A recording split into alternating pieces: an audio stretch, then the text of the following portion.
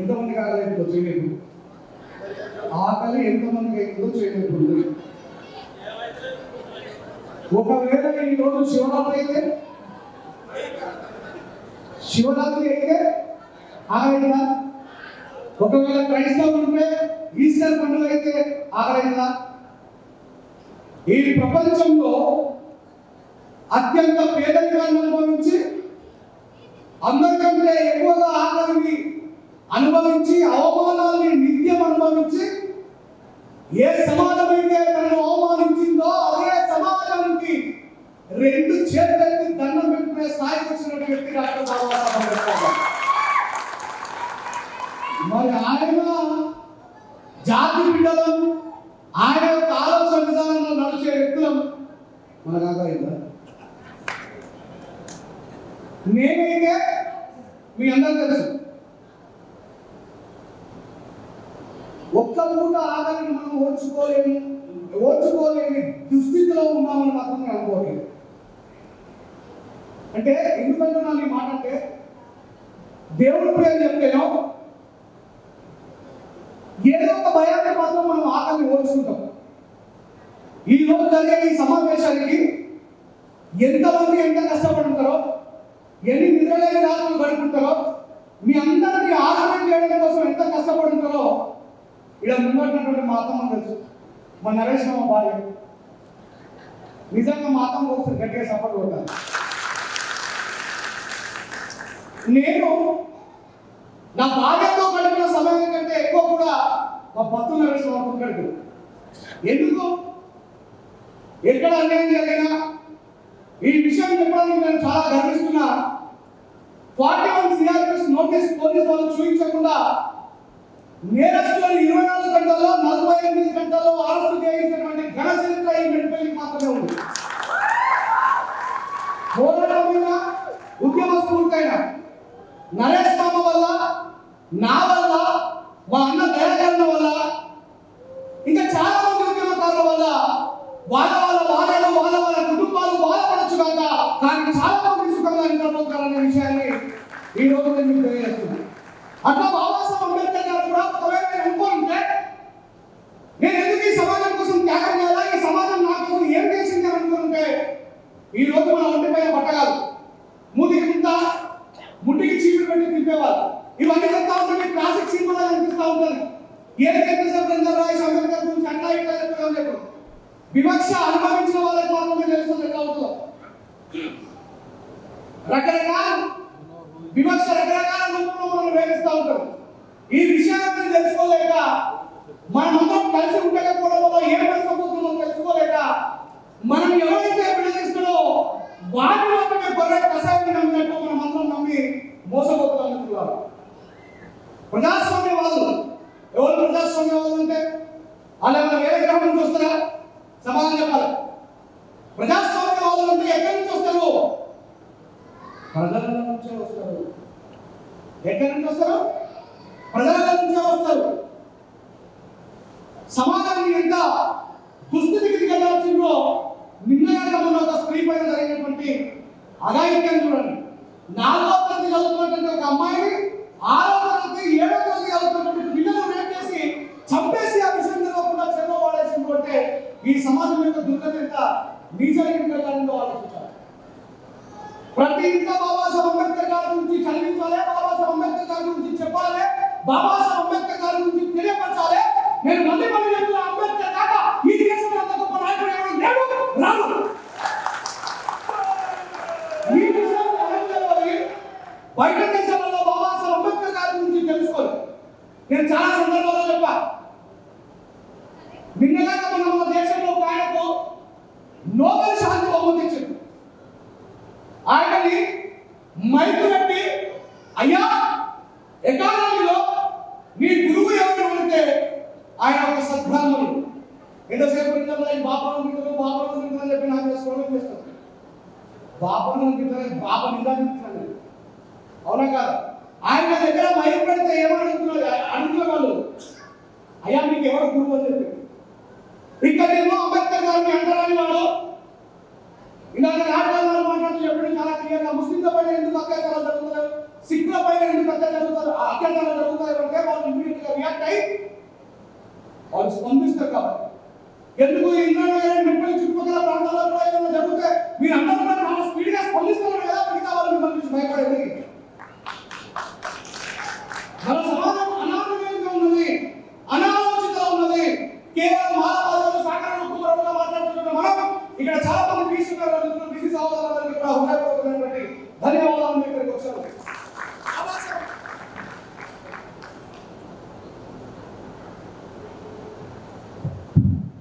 బాబాసాహెబ్ అంబేద్కర్ గారి గురించి మనమే తెలుసుకుంటే మనకే తెలుస్తుంది. సిఎస్టీలోని వీళ్ళకే బాబాసాహెబ్ అంబేద్కర్ గారు రిజర్వేషన్ ఇచ్చిండు. అంబేద్కర్ మొత్తం వాళ్ళకే కాకపోసిండు. 90 మార్కులు వాడికి ఉద్యోగం వస్తలేదు, 30 మార్కులు భాషలకి ఉద్యోగం వస్తుంది. బాబాసాహెబ్ అంబేద్కర్ గారి గురించి బయట మాట్లాడితే దానికి సమాధానం చెప్పడానికి మన దగ్గర సమాధానం లేదు. సమాధానం ఎందుకు లేదంటే మన పుస్తకాలు చదవం. అంబేద్కర్ గారి మీటింగ్ జరిగితే చాలా మంది వచ్చిపోయారు. వాళ్ళు నిజమైన అంబేద్కర్ వాళ్ళు కాదు. ఆకలిమైనా సరే మీరు ఏం చెప్తారో మీరు బాబాసాహెబ్ అంబేద్కర్ గారి గురించి తెలుసుకోవాలనేటువంటి ఆలోచన మీరు నిజమైన అంబేద్కర్. బాబాసాహెబ్ అంబేద్కర్ గారి గురించి బీసీ సోదరులకు ఎవరు చెప్తారు? ఆర్టికల్ 340 ప్రకారం బాబాసాహెబ్ అంబేద్కర్ గారు ఈ దేశంలో అందరికంటే ఎక్కువ రిజర్వేషన్ బీసీలకు ఇచ్చినారు. 27% రిజర్వేషన్ అమలు అవుతున్నది. మనకు ప్రభుత్వం ఒక 100 ఉద్యోగాలు ఇస్తే కేవలం 15 ఉద్యోగాలు మాత్రమే మనకు వస్తే 27 ఉద్యోగాలు వస్తుంది. ఎవరికి? మన విషయం ఎవరు చెప్పాలి? మనకు తెలుసా? అంబేద్కర్ గారు ఫోటో పెట్టుకున్నాం. బాబాసాహెబ్ అంబేద్కర్ గారు ఏమని చెప్పారు? మనకు నిత్యం విద్య విద్య విద్య అన్నారు. ఆయన చదవడం వల్లే కదా ప్రపంచం మొత్తం బాబాసాహెబ్ అంబేద్కర్ గారిని గుండెలో పెట్టుకొని పూజిస్తున్నందుకు. ఇలాంటి సమ్మేళనాలు జరుగుతేనే, మనం మాట్లాడుకుంటేనే, మన చరిత్ర మనం చెప్పుకుంటేనే, మన వేదన మనం పంచుకుంటేనే, మన దుఃఖాన్ని మనం పంచుకుంటేనే, మనం అందరం కలిసి పోరాటం చేయాలనే సంకల్పాన్ని కలిగి ఉంటేనే విజయాలు సాధిస్తాం. మన మీద దాడులు జరుగుతూనే అనుకోతుంది. రకరకాల దాడులు, రకరకాల వివక్ష ఎప్పుడు కొనసాగుతూనే ఉన్నది. వివక్ష మన మీద ఉండనే ఉన్నది. దానికి ఎగ్జాంపుల్ అంటే సారీ ఈ విషయాన్ని నేను చెప్పదలుచుకున్నా, కానీ చెప్పాల్సిన పరిస్థితి ఏర్పడదు. మనం ఎన్ని పోరాటాలు చేసినా ఏం చేసినా ఎక్కడో ఒక జాగ్రత్త మనం మోసపోతానే ఉన్నామా? దెబ్బ పడుతుందా లేదా? చెప్పాలి. పడుతుందా లేదా? మనం ఎప్పుడు స్పందిస్తాం? ఎప్పుడు ప్రతిస్పందిస్తాం? ఎప్పుడు పోరాటం చేస్తాం? మనం అందరం కలిసికట్టుగా ఉండి పోరాటం చేస్తే మన వాళ్ళటువంటి అశోక్ అని చెప్పింది దాకా చిన్నటువంటి ఈగో విషయంలో ఒక చిన్న మాట చెప్పి నేను ముగిస్తా.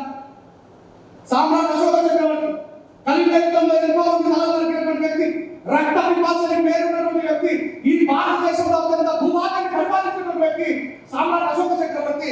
ఆ రాజ్యంలో ఏం జరుగుతుందో తెలుసుకుందామని పోతున్నప్పుడు ఒక గదగదగా అనుకున్నటువంటి ఒక వృద్ధ బుద్ధిస్టు అక్కడి నుంచి నడుచుకుంటాడు. సామ్రాట్ అశోక చక్రవర్తిని రాజు ఆయనకు సాగినప్పుడు దండం చేశాడు. దండం పెట్టుకుని త్రిశూలం తీసుకుంటాడు 3 సార్లు. అక్కడ ఉన్నటువంటి మంత్రికి అది నచ్చదు. ఎవరికి నచ్చదు? మంత్రి గారికి నచ్చదు. మంత్రి గారు ఏమంటారంటే, అయ్యా నువ్వు యుద్ధ పిపాసివి, భారతదేశంలోని అత్యంత భూభాగాన్ని పరిపాలించినటువంటి చరిత్ర కలిగిన వ్యక్తివి, నువ్వు తలవారు పట్టుకొని ఒకవేళ భయపడి మోకాళ్ళ చంపేసి సాగినటువంటి ప్రాణరక్ష కోసం వేడుకుంటాడు. అలాంటిది ఒక అడుక్కునే వాడికి వృద్ధ భిక్షువుకు నువ్వు సాగినప్పుడు అనుభవం చేస్తావా? సామ్రాట్ చక్రవర్తి అంటారు. మీ తలని వాడి పాదాల దగ్గర ఉంచడం నాకు నచ్చలేదు చక్రవర్తి అంటే, అవునా మహామంత్రి, రేపు కొత్త దర్బార్ ఏర్పాటు అంటాడు. రాజదర్బార్ ఏర్పాటు చేపిస్తాడు. ఈ ఒక్క విషయాన్ని మనసులో పెట్టుకుంటున్నారు. ప్లీజ్ ఇక్కడ యువకులు ఎక్కువ ఉన్నారు, నాతో పాటు పోరాటంలో పాల్గొనే వాళ్ళు, నాతో పాటు ఎన్నో ఉద్యమాలు చేసే వాళ్ళు. మీకు ఈ మాట గుండెలో గుర్తుండిపోవాలని చెప్పి చెప్తా ఉన్నాను. సామ్రాట్ అశోక చక్రవర్తి పొద్దున్నే రాజదర్బార్ ఏర్పాటు చేసిన తర్వాత మహామంత్రి చేతిలో ఒక పందెంలో 3 తలకాయలు పెడుతుంది. ఒకటి ఎద్దు తలకాయ, రెండోది మేక తలకాయ, మూడోది మనిషి తలకాయ. ఈ 3 తలకాయలు పెట్టి మహామంత్రి ఈ దర్బార్ అయిపోయేలోపు వీటిని అమ్ముకొని రాపో మార్కెట్లోకి వెళ్ళి అంటే ఆ పల్లెని తీసుకుని బయటకు ఎద్దు తలకాయ, మేక తలకాయ, మనిషి తలకాయ, ఎద్దు తలకాయ, మేక తలకాయ, మనిషి తలకాయ అంటే కొద్ది దూరం పోయిన తర్వాత ఒక ఆయన ఎద్దు తలకాయ కొనుక్కుంటాడు. ఇంకా కొద్దిగా దూరం పోయిన తర్వాత ఇంకొక ఆయన మేక తలకాయ కొనుక్కుంటాడు.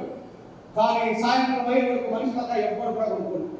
అరే 10 పైసలు తీసుకున్నా తీసుకోరు, 5 పైసలు తీసుకున్నా తీసుకోరు, 1 పైసలు తీసుకోమన్నా తీసుకోరు, చివరికి ఫ్రీగా తీసుకోమన్నా తీసుకోరు.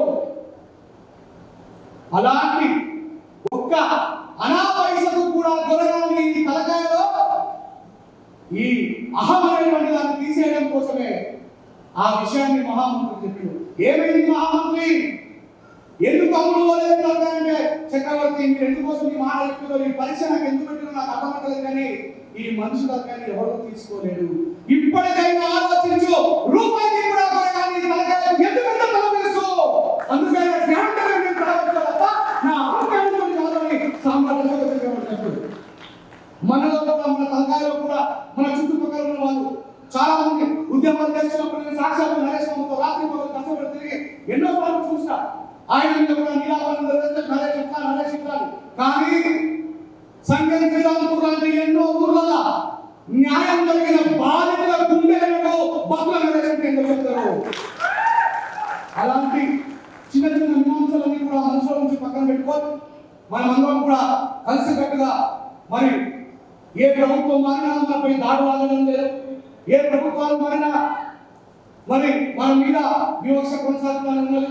మనం ఈ రోజు సభ పెట్టడం యొక్క ఉద్దేశం ఒకటే, మనలో అనైక్యత ఉండద్దు, మనం అందరం కలిసికట్టుగా ఈ ఏరియాకు కరీంనగర్ జిల్లాకు ఒక పేరున్నది, జగిత్యాల జిల్లాకు ఒక పేరున్నది, మెట్పల్లికి కూడా ఒక పేరున్నది.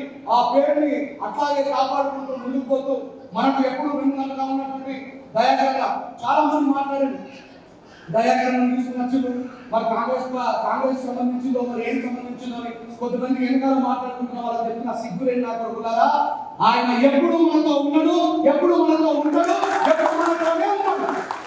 ఈ రోజు అన్న ఎప్పుడు కాంగ్రెస్ మనిషి ఆయన అంటున్నారు, జాతింటేనే అటు పార్టీ, కానీ ఎప్పుడు ఎవరికి అన్యాయం జరిగినా బీసీల కంటే నిన్నగా మన అనంతం నేను పోయినా ఇంతకన్నా డైరెక్ట్ కలిసి నాంపల్లి కోరిపోయింది. ఒక ముద్రాజు పిల్లగాడు ఆత్మహత్య చేసుకుంటే దాన్ని ప్రొటెక్ట్ చేయడానికి పోతే అన్న ఒక కేసు అయింది. ఇంత పెద్ద నాయకుడు పాపం సామాన్యుల కోర్టు దగ్గర నిలబడాల్సిన పరిస్థితి ఏర్పడింది. బయట మాట్లాడుతున్న వాళ్ళు సిగ్గురేషన్ మాట్లాడాలి. యోధులకు, విప్లవకారులకు, ఆలోచనలకు ఇంతకుముందు నేను చెప్పినట్టు ఈ తలకాయకు హీరో ఉండదు. అది ఆలోచన పెట్టుకోవాలి. ఇందాక బీజేపీ చాలా మంది వచ్చిందని చెప్పి మాట్లాడుతున్న విషయం ఒక మాట్లాడుతూ ఉద్యమానికి కులం ఉండదు మిత్రులారా. ఎవరికి అన్యాయం జరిగినా పోయాం, పాట పాడడం, రచన చేసడం, వాళ్ళకు ప్రొటెస్ట్ చేస్తాం. నిన్న కాకుండా ఈశ్వరం అనేటువంటి ఒక అడవి పిల్లలు ఘోరంగా అవమానిస్తే కూడా మన పని మనం చేస్తాం. మనలో అనైక్యత పోయి మనం అందరం ఐక్యంగా ఉండి వాళ్ళ ఇదో సమస్య మరి 4 లక్షలు లేదా 10 మంది మాలో కనబడుతున్నారు. ఎప్పుడు ఒకరిని సింబాలిక్ చూపెట్టుకుంటున్నారు. ఇది ఇంత అంటే వాళ్ళందరూ డైనమిక్ అంబేద్కర్ తెలిసిందే. బయట బాబాసాహెబ్ అంబేద్కర్ గారి నుంచి మాట్లాడమంటే బయట పట్టుకొని కలిసి మాట్లాడతారు. ఇలాంటి సంకుచిత భావాలని కూడా కనుక్కొని ఫ్రెష్గా మన మనసును కనుక్కొని అంబేద్కర్ వైపు పోతూ మన నాయకులకు అడుగుదాడని నడతామని మనస్ఫూర్తిగా కోరుకుంటూ వచ్చిన బీసీ మిత్రులందరికీ కూడా కృతజ్ఞతలు. అంబేద్కర్ గారి పట్ల అందరికంటే ఎక్కువ రుణగ్రస్తులైనటువంటి వ్యక్తులు మీరు బీసీలే. మా అమ్మ కూడా బీసీ, నేను కూడా సగం బీసీని సగం ఎస్సీని.